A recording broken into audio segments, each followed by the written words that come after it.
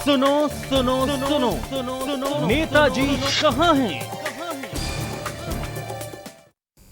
जी हां, नेताजी कहां हैं? दरअसल जनता नेताजी को इसलिए चुनती है कि कोई भी मुसीबत आए तो नेता उनके साथ खड़े रहेंगे। लेकिन इस कोरोना जैसी महामारी में लोग जान गंवा रहे हैं। किसी की मां, किसी का पिता उनकी आंखों के सामने सिस्टम के से लाचार होकर दम तोड़ रहे हैं और इलाके के नेताजी दूर दूर तक कहीं दिखाई नहीं दे रहे हैं।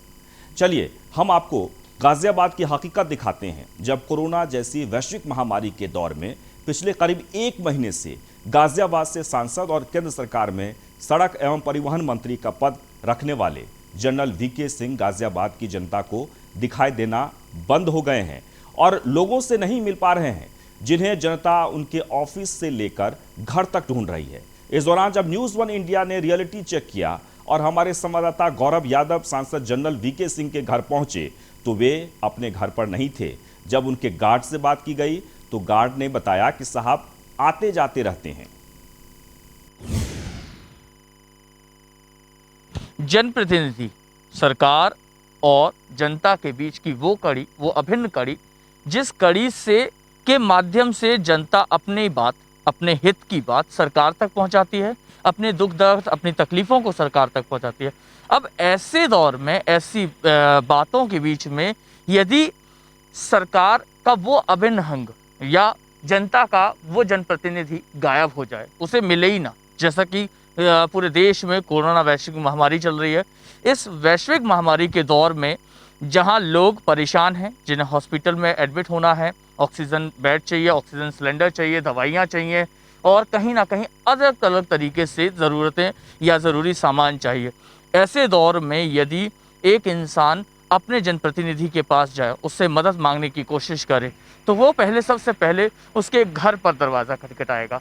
लेकिन इस समय हम जनरल वीके सिंह के घर के पार खड़े हैं, जो केंद्र सरकार में केंद्रीय मंत्री हैं, परिवहन मंत्री हैं और यहाँ से सांसद भी हैं। इनके घर पर पिछले 1 महीने से ये यहाँ पर नहीं है। लोगों से बात की तो उन्होंने बताया कि उन्हें कोरोना हो गया है, जिसकी अभी तक कोई पुष्टि रिपोर्ट नहीं है, लेकिन वो आइसोलेशन में चले गए हैं। लेकिन वो जनप्रतिनिधि जिसकी जिम्मेदारी अपने साथ साथ उन जनता की भी होती है, जिसने उसे चुनकर उस पद पर बैठाला, जिस पद पर वो आज काबिज हैं, जिसके माध्यम से वो अपनी जनता, अपने लोगों की बात सुन सके, उनकी मदद कर सके, उनकी बात सरकार तक पहुंचा सके या उनसे संबंधित किसी भी समस्या का निराकरण कर सके। ऐसे दौर में यदि जनप्रतिनिधि मान लेते हैं कि यदि वो संक्रमित हो चुके हैं, तो उनके नुमाइंदे होने चाहिए जो लगातार उनके पक्ष, उनकी बात, जो जनता की बात है, वो उनके माध्यम से सरकार तक पहुंचा सकें या सरकार के माध्यम से मिलने वाली मदद जनता तक पहुंचा सके। लेकिन यहाँ पर कुछ भी देखने को नहीं मिलता। वहीं दूसरी तरफ गाजियाबाद में जो लोग हैं वो अस्पतालों में बेड लेने के लिए, रेमडेसिविर इंजेक्शन लेने के लिए, ऑक्सीजन लेने के लिए बड़ी बड़ी लंबी कतारों में लगे नजर आते हैं, बड़ी समस्याओं से दो चार होते नजर आते हैं, लेकिन जनप्रतिनिधि कहीं से कहीं तक भी देखने को नहीं मिलते हैं। वीडियो सनी के साथ गौरव यादव, न्यूज़ इंडिया, गाजियाबाद।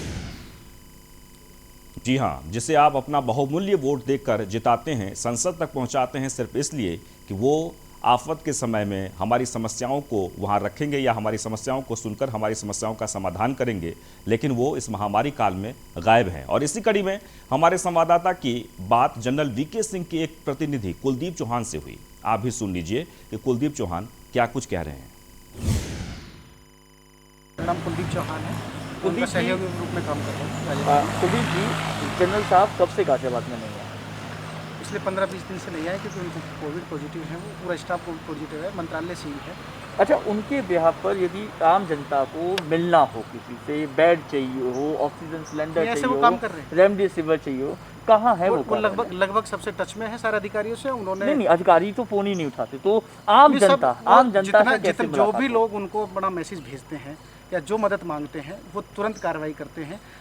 हम लोगों को बोलते हैं, अधिकारियों को बोलते हैं, संबंधित हॉस्पिटल्स को बोलते हैं, वो सब लगभग सबसे कंटिन्यू बीमार होने के बावजूद भी सबसे टच में है और काम कर रहे हैं। लेकिन आम जनता जिसके पास जनरल साहब का नंबर ही नहीं है, जो केवल दरवाजे तक जनरल- आता है, जनरल उसे साहब- बेड नहीं मिल पाता, कईयों की डेथ हो जाती है। तो ऐसे देखिए में मुझे नहीं जनरल साहब- जानकारी किसके पास नहीं है, पर जनरल साहब का नंबर ज़्यादातर सबके पास है और वो अपना नंबर, उनका नेट पे नंबर है, वो ज़्यादातर सबका फ़ोन उठाते हैं और उनका फ़ोन कोई PSE नहीं उठाता है, वो अपना फ़ोन खुद उठाते हैं। चलिए एक कोशिश कर लेते हैं आपके सामने ही जनरल साहब से को फ़ोन मिलाने की, कि शायद वो फ़ोन हमारा उठा लें। जनरल साहब को फ़ोन मिलाते हैं। जनरल VK से ऑन कैमरा हम फ़ोन मिलाने की कोशिश करते हैं, शायद ये फ़ोन उठ जाए। कौन सा नंबर मिला रहे हैं? ये नंबर आप गलत- डज नॉट एग्जिस्ट, 111। ठीक है, इसके बाद ये भी 111 है। जनरल एक मिनट, ये जनरल साहब के नंबर ही नहीं है, एक मिनट, ये सेठी ये जी का मिस्टर नंबर सेठी है। का नंबर है। जनरल साहब का एक मिनट और मिला देते हैं, दूसरा नंबर मिला लेते हैं। बल्कि अभी आप भी जनरल साहब का नंबर दीजिए, चलिए हम नंबर आपके सामने मिला देते हैं। बताइए नंबर। जनरल साहब का नंबर लेके आपके अरे पास मिलाइए ना, नंबर नहीं, होगा नहीं, भी। मेरे पास नहीं है, मैं आम इंसान हूँ और मेरे पास नंबर नहीं है। चलिए कोशिश करते हैं, नंबर बताइए। 88 88 2 66 66 51 5 बार 1 2 3 4 5। जनरल VK सिंह साहब आपके द्वारा डायल किया गया नंबर अभी व्यस्त है। व्यस्त है। चलिए दूसरी बार ट्राई कर लेते हैं। कर लीजिएगा आप आराम से। मुझसे क्या चाहते हैं आप ये बताइए। आपके द्वारा डायल किया गया नंबर आप तो कह रहे थे कि जनरल साहब हर बार फ़ोन उठाते हैं। तो व्यस्त अब ये- व्यस्त नंबर में कौन सी ऐसी टेक्नोलॉजी बनी है कि दूसरे से बात कर रहे हो, व्यस्त नंबर जुड़ जाएगा? व्यस्त स्पीकिंग टू समवन एल्स होता है, नहीं मुझे सिर्फ ये बताइए। ये रिंग जाता है फिर कट जाता है। नहीं मुझे सिर्फ ये बताइए, ऐसी कौन सी टेक्नोलॉजी अगर नंबर व्यस्त है तो एकदम तुरंत नहीं आपका भी नहीं, नंबर उठ स्पीकिंग जाएगा? टू समवन एल्स में दूसरे से बात अब होती है। फोन की मैं नंबर देखिए नहीं फोन होता। का नहीं, ये मुझे हाल- मोबाइल ये हाल कंपनी का सबका नहीं ही है पता कि वो लगभग। क्या कहते हैं, पर ये आप अपनी अच्छा, बताइए एक कि आप चीज़- चाहते एक क्या चीज़ हैं? बताइए, ये जी, हाल जी। सबका है। तो अब आप समझिए क्या कि चाहते हैं? मुझे सिर्फ ये बताइए कि जनरल साहब आम जनता को- बीमार आम होते हुए जनता भी को- काम कर रहे हैं। बीमार आम जनता को जनरल आम कैसे जनता के लिए ही जनरल साहब ने पूरे गाजियाबाद को जोनल में बांटा है। उस हिसाब से ऑक्सीजन की BHL से साहब ने खुद बात करके रुड़की से हरिद्वार से गैस मंगवाते हैं, भरवा के सिलेंडर इकट्ठे करवा के। अच्छा, गाजियाबाद की जो आइनॉक्स है या गाजियाबाद की जो प्लांट है, देखिए उनसे पूर्ति नहीं हो रही? यूपी सर नहीं यहाँ भी भर रही है गैस, यहाँ भी हॉस्पिटल्स के लिए जा रही है। वो जो जोन्स बनवाए हैं वो इसलिए बनवाए जो आम जनता जिन्होंने अपने घर पे लोगों को आइसोलेट कर रखा है, उन लोगों को भी ऑक्सीजन मिल जाए, जो कि लोग बिना ऑक्सीजन के ना मरे। अच्छा, 36 घंटे में यदि रिफिल होगा एक सिलेंडर, 24 घंटे में हो जाता है। चलिए, ऐसा 24 नहीं घंटे है, में। ऐसा नहीं है, सबके पास बैकअप भी होता है, बहुत लोगों के पास। और अब बहुत जल्दी हवा में तो कोई चीज़ नहीं आ सकती, इकट्ठा करके सबको सिलेंडर ला के ले जाके सबको दिया जाता है। नहीं अधिकारियों को ज़्यादातर अभी अधिकारियों को सबको कोविड हो गया था। अब पता नहीं वो ठीक हुए कि नहीं, वो मुझे जानकारी नहीं है। नहीं कौन नहीं, ठीक हुआ लेकिन कौन बेड नहीं हुआ। कहाँ मिलेगा? कौन बताएगा बेड की अपडेट? कहाँ कॉल से मिलेंगे सेंटर्स अपडेट? कॉल सेंटर्स जो बताएंगे, कोविड कंट्रोल रूम है, जो वो तो बेड जो बता नगर पाएंगे। आयुक्त तो वो बताएंगे, उन्होंने प्रभारी नोडल अधिकारी अपने जोनल बना रखे होंगे, वो बताएंगे। इतना ऐसा नहीं है, आपको पता नहीं आपने कैसे। कोविड कंट्रोल रूम का कभी नंबर मिला है? मैंने बहुत बार मिलाया, मुझसे बात हुई हैं? अभी मिलाएंगे हमारे लिए? देखिए किसी पेशेंट के लिए मैं डिटेल देता हूँ, क्या आप अभी मिलाएंगे? मैं अभी कहने लगूँ, हो सकता है बिजी आ जाए, ना मिले, ना उठा पाए किसी कारण, पर मैंने बहुत मरीज एडमिट कराए हैं। मैं ये तो नहीं कहता कि 100 आए तो मैंने 100 ही कराए हैं, पर 100 अगर 100 आए हैं एक दिन में या 50 आए हैं तो 90%, 80%, 70% तक मरीज एडमिट हुए हैं।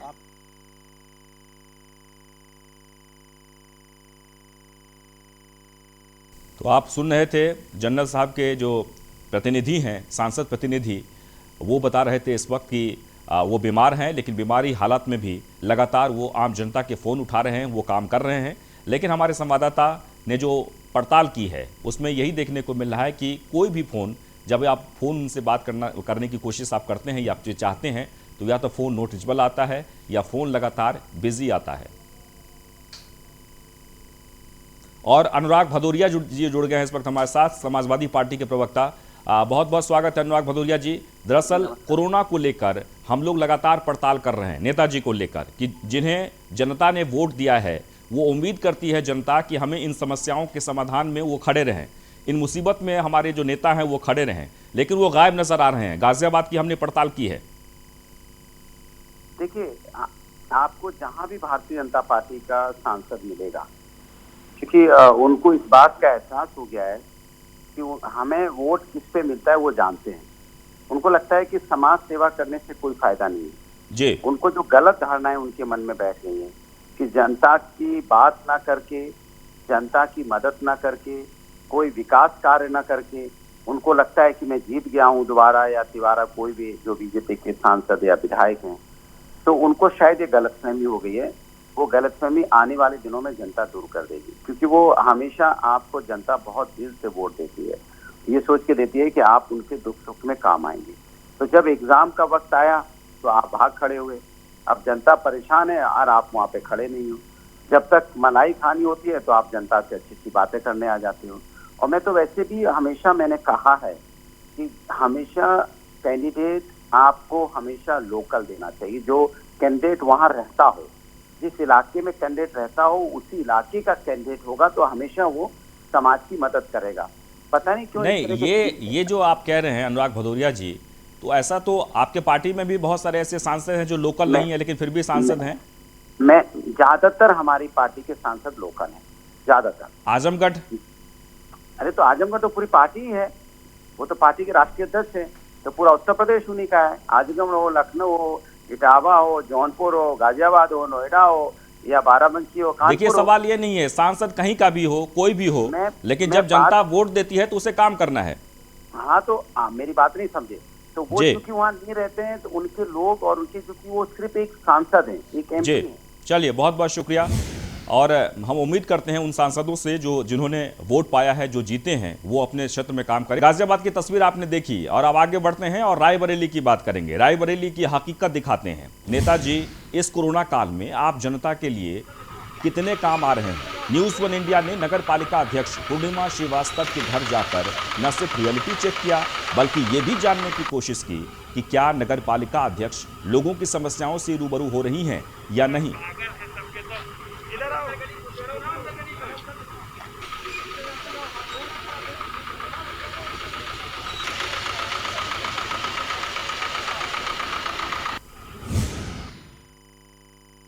न्यूज़ 1 इंडिया की रियलिटी चेक के दौरान हम नगर पालिका अध्यक्ष पूर्णिमा श्रीवास्तव के आवास के अंदर आ चुके हैं। यहाँ पे आप दिखाएंगे, आप सामने देख सकते हैं नगर पालिका अध्यक्ष मौजूद हैं व उनके प्रतिनिधि मौजूद है। साथ साथ देखिए आप किस तरह से जो है लोगों की समस्याएं भी सुनी जा रही हैं। आइए अभी जानते हैं आखिर जो है कोविड-19 के दौरान उन्होंने जनता के लिए क्या किया है, किस तरह से उन्होंने काम किया है। इसको लेकर चर्चा भी करेंगे, हम बात भी करेंगे, क्योंकि लगातार ये बातें सामने आ रही हैं कि जो जनप्रतिनिधि हैं वो घर पर ही दुबक के बैठे कोविड-19 के दौरान, तो नगर पालिका के द्वारा किस तरह से काम किया गया है।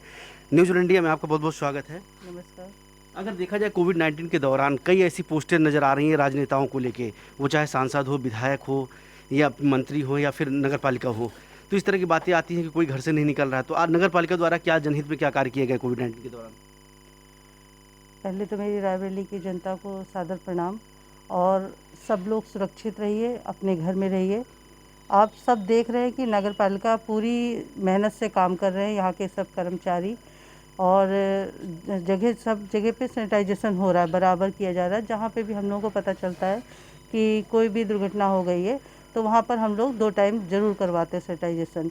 जनता का जैसे भी फ़ोन आता है, हर वक्त हमारे पास फ़ोन ऑन रहता है हमारा, और बराबर फ़ोन आते रहते हैं। अगर बात की जाए तो कोविड-19 के दौरान कई से नगर पालिका कर्मचारी जो पॉजिटिव निकल आए, तो संख्या बल भी कम हो गया कर्मचारियों, तो उसमें कैसे निपट रही हैं आप लोग? बिल्कुल, हमारे बहुत से कर्मचारी जो पॉजिटिव हो गए हैं, उनके संग मेरा पूरा सहयोग रहता है। अगर वो ज़रा सा भी बताते हैं कि मैम आज मुझे ये प्रॉब्लम है, या जुकाम हो गया है, खांसी आ रही है, तो मैं कहती हूँ बिल्कुल आप रेस्ट करें, और जब आप बिल्कुल ठीक महसूस करें तभी आप काम करने आएँ। और जो कर्मचारी हमारे आप आ रहे हैं उनके ऊपर भी लोड बढ़ जाता है, क्योंकि आप सब जानते, सभी डरते हैं, लेकिन फिर भी उस डर के माहौल में भी हमारे कर्मचारी बहुत ही ज़्यादा मेहनत कर रहे हैं। आप देख सकते हैं हर जगह नगर पालिका ही काम कर रही है। अगर सैनिटाइज़र के अलावा बताइए, सैनिटाइज जो शहर किया जाए, उसके अलावा सबसे बड़ी चुनौती आ रही है जो लॉकडाउन के दौरान लोग घर पे जो। और अब हम आपको दिखाते हैं राजनेताओं के दावे और वादे में कितनी सच्चाई है। जब इसको लेकर आम नागरिकों से बात की गई तो उनके मन में काफ़ी गुस्सा देखने को मिला।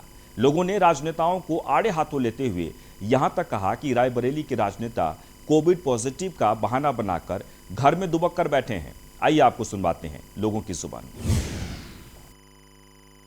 कोविड-19 जैसी महामारी के दौर में उन राजनेताओं की बात करेंगे जिन राजनेताओं को पब्लिक ने अपना मत देख के चुना था, ताकि मुसीबत के दौर में वो राजनेता पब्लिक के ज़रूरत में खड़े होंगे, इस मुसीबत की घड़ी में खड़े होंगे। तो रायबरेली में क्या सांसद, विधायक या मंत्री रायबरेली के जो लोगों के दुख दर्द में खड़े हो रहे हैं नहीं, इसका जायजा लेने के लिए हम रायबरेली मौजूद हैं। यहाँ पर रायबरेली के कुछ लोग मौजूद हैं, उनसे बात करेंगे आखिर रायबरेली राजनेता क्या इस मुसीबत की घड़ी में लोगों के काम आ रहे हैं नहीं। दादा, क्या लग रहा है ये मुसीबत की घड़ी में राजनेता जो है घर से बाहर निकलने, आप लोग दुख दर्द सुन रहे हैं?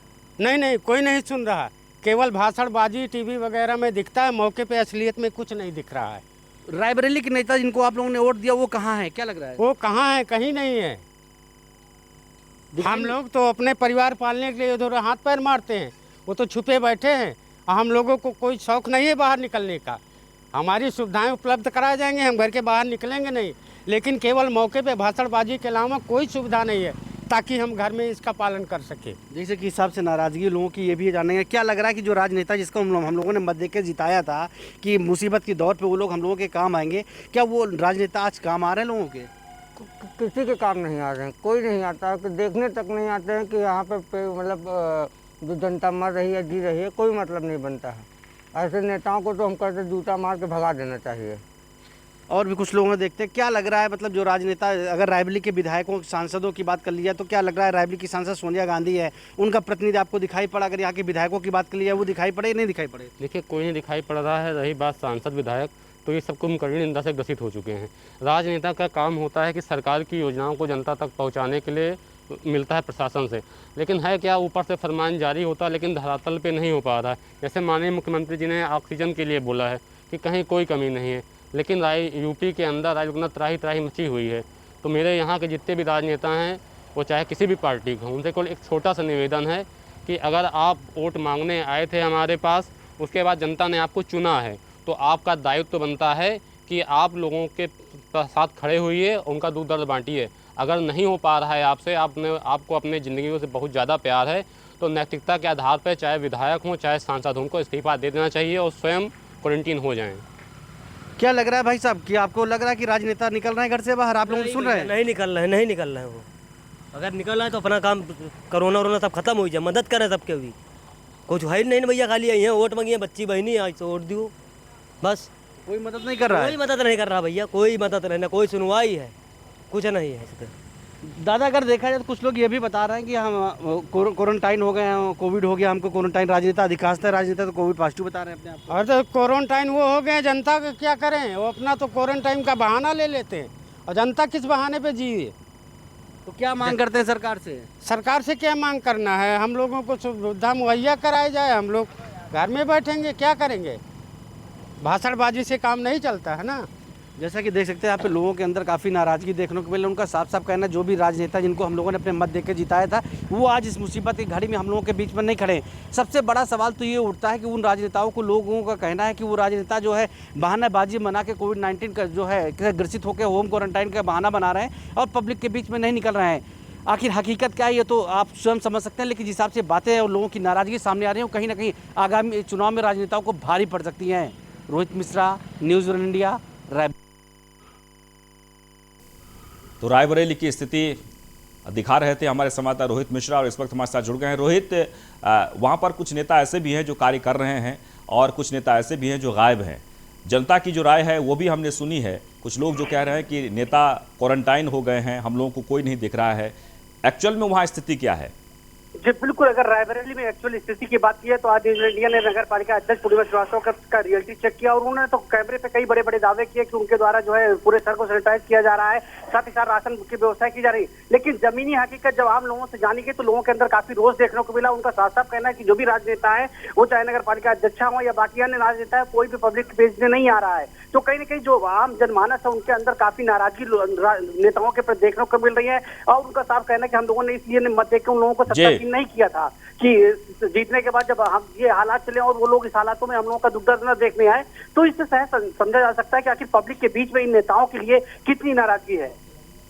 बिल्कुल, चलिए बहुत बहुत शुक्रिया। तो रायबरेली की स्थिति आपने देखी, अब आपको लिए चलते हैं हापुड़। हापुड़ में सच क्या है वो दिखाते हैं। नेताजी इस कोरोना काल में आम जनता के लिए कितने काम आ रहे हैं। न्यूज़ वन इंडिया ने बीजेपी के सदर विधायक विजयपाल आरती के घर रियलिटी चेक करने जब वहां पर लोग पहुंचे तो विजयपाल आरती अपने आवास पर लोगों की समस्याएं सुनते मिले।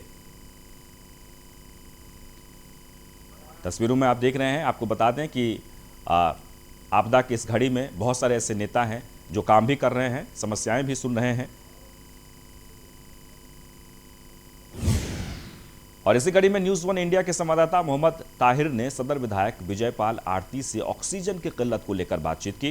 तो सदर विधायक ने कहा कि मैंने विधायक निधि से 31 लाख रुपए दिए हैं, जिससे हापुड़ के जिला अस्पताल में ऑक्सीजन प्लांट जल्द से जल्द लगाया जा सके। वहीं सदर विधायक लोगों की समस्या अपने आवास के साथ साथ फोन पर भी सुनकर उनका निवारण कर रहे हैं। साथ ही साथ सदर विधायक ने जनता से अपील की है कि इस कोरोना महामारी की चेन तोड़ने के लिए लॉकडाउन का पालन करें। क्या कुछ उन्होंने कहा, सुनिए। इतनी परेशानी नहीं है, क्योंकि कल भी मैंने एडीएम साहब से बातें करी हैं, तो कल वहाँ 8-10 जो घर पे जिन लोगों का इलाज चल रहा है, जिन्हें ज़रूरत है ऑक्सीजन की, तो मैंने कल भी एडीएम साहब से कह के उन्हें ऑक्सीजन सिलेंडर, गैस सिलेंडर दिलवाए हैं। विधायक जी, एक चीज़ पूछना चाहूँगा, ये जो आपने जो निधि दी है, ये प्लांट कहाँ लगेगा और कब तक ये तैयार हो जाएगा? ये जिला अस्पताल में लगेगा। हापुड़ का जो जिला अस्पताल है, इसमें लगेगा ये प्लांट। कब तक जो है इसके चालू होने की उम्मीद है? मुझे ऐसा लगता है कि 15 या 20 दिन के अंदर लग जाना चाहिए। अच्छा, जनता से कोई अपील करना चाहेंगे? तो मुझे जनता से यही अपील है कि कोविड से हमें बचना है, हमें दूरी बनाकर रहना है, हमें मास्क भी जरूर लगाना है। यही मेरा सभी से निवेदन है, और ज़्यादा से ज़्यादा ये समय घर पर रहना है। धन्यवाद। विधायक जी ने 31 लाख रुपए कोरोना महामारी को दिए हैं, और देखा जाए तो कुछ ऐसे भी जनप्रतिनिधि हैं जो लोगों से मिल रहे हैं। ये हापुड़ सदर विधायक लोगों से लगातार मिल रहे हैं और उनकी जो है समस्याओं का निवारण कर रहे हैं। न्यूज़ इंडिया से मोहम्मद ताहिर। तो विधायक जी की बातें आपने सुनी। विजयपाल आरती ये कहते हुए कि हम लगातार लोगों की जो बातें हैं वो सुन रहे हैं, लेकिन इस बातों में कितनी सच्चाई है ये हमने जनता से जानने की कोशिश की। वहां आम नागरिकों का क्या कुछ कहना है, सुनिए। हर तरफ ऑक्सीजन की किल्लत है। हापुड़ में भी लगातार ऑक्सीजन के लिए लोग परेशान हैं, लगातार लोगों की भीड़ लगी हुई है। यहाँ हमारे साथ कुछ हापुड़ के लोग हैं जो बताएंगे क्या हाल है यहाँ हापुड़ के ऑक्सीजन के, किस तरीके से मरीज जो है परेशान हैं। आपका नाम सर? सोनू जी, क्या परेशानी है यहाँ हापुड़ में, क्या किल्लत है? किल्लत देखो सभी जगह चल रहा है कि जो ऑक्सीजन की तो प्रॉब्लम है ही है। गवर्नमेंट सप्लाई के ऊपर भी कुछ ध्यान दे, ताकि लोग जो मर रहे हैं या इस महामारी के दुख में ग्रस्त हैं तो उनको राहत मिले कुछ। तो मैं यही कहूँगा कि जो यहाँ के जनप्रतिनिधि हैं, शासन प्रशासन है, वो थोड़ा सा ध्यान दें हॉस्पिटलों की तरफ, और लोगों की महामारी से बचाने के तो जो भी गवर्नमेंट उचित कदम उठा सके वो करे। अभी फ़िलहाल स्थिति ये है कि ज़्यादा बेटर नहीं कह सकते हम गवर्नमेंट की तरफ से कोई भी इस तरह की बात है कि भाई ऑक्सीजन अवेलेबल है, नहीं, बहुत बुरी स्थिति है हॉस्पिटलों की। जी, यहाँ हमारे पास कुछ और लोग भी मौजूद हैं जिनसे हम बात करेंगे ऑक्सीजन के बारे में। क्या नाम आपका? मेरा नाम मोहम्मद काशिफ है। काशिफ जी, क्या स्थिति है हापुड़ की? देखिए, बात ये है कि स्थिति तो खराब ही है सभी जगह की, हापुड़ की नहीं, सभी जगह की स्थिति खराब है, लेकिन लोग मदद भी कर रहे हैं। नहीं, जो शासन द्वारा क्या मदद की जा रही है, प्रशासन द्वारा या जनप्रतिनिधि द्वारा? देखिए सर, शासन द्वारा, प्रशासन द्वारा जो इनकी कोशिश है वो पूरी की जा रही है। अब कोशिश से ज़्यादा तो इंसान कर नहीं सकता, लेकिन जो जनप्रतिनिधि हैं वो भी जितनी उनसे बेहतर सहूलियत हो रही है और वो कोशिश कर रहे हैं लोगों की मदद करने की। यही हमारे साथ कुछ और लोग भी मौजूद हैं जो यहाँ जो जनप्रतिनिधि द्वारा जो काम किया जा रहा है उसके बारे में बताएंगे। आपका नाम सर? दीपक। दीपक जी, क्या स्थिति है आपकी? स्थिति पहले से तो ठीक होती जा रही है, क्योंकि जब से ये लॉकडाउन लगा है तो उसमें भी बेनिफिट्स हैं। कुछ अब लोग बाग भी यहाँ केसेस तो बहुत निकल रहे हैं, लेकिन ठीक भी जल्दी होकर आ रहे हैं लोग बाग। बाकी डीएम साहब ने भी गाइडलाइन अपनी एक जारी की है ऑक्सीजन के लिए। ये मतलब हेरिटेज है, वहाँ पे बता रहे हैं कि वहाँ ऑक्सीजन की सुविधा है, ऑक्सीजन किसी को चाहिए तो डॉक्टर्स वगैरह के पर्चे वगैरह जो भी है वो लेकर अपने पेशेंट के लिए वहाँ जाए और ऑक्सीजन वहाँ मिल रही है। जी, ये यहाँ जो जनप्रतिनिधि या शासन प्रशासन के बारे में लोगों से बात की और उन्होंने बताया, हालांकि विधायक जी ने भी 31 लाख रुपए का जो है बजट सरकार। तो ऐसे में वो जनप्रतिनिधि जिसे जनता ने चुनकर सरकार का अभिन्न अंग बनाया था, जनता का मकसद था कि उनकी समस्याएं सरकार तक पहुंचेगी और उनको समस्या का समाधान मिलेगा। लेकिन कोरोना के इस काल में जब जनता को जनप्रतिनिधि की ज़्यादा ज़रूरत थी तो वो इनके बीच नहीं रहते हैं। मगर वो अचानक गायब हो जाएं तो जनता अपने आप को ठगा हुआ महसूस करती है। चलिए अब तक का क्या रिएक्शन है वो तो हम आपको सुना दिए और नेताजी का भी बात सुना दी, लेकिन हम उम्मीद यही करते हैं कि आखिरकार जो जनप्रतिनिधि हैं जो चुनकर गए हैं वो अपने अपने क्षेत्र में ज़रूर काम करें। फिलहाल इतना ही।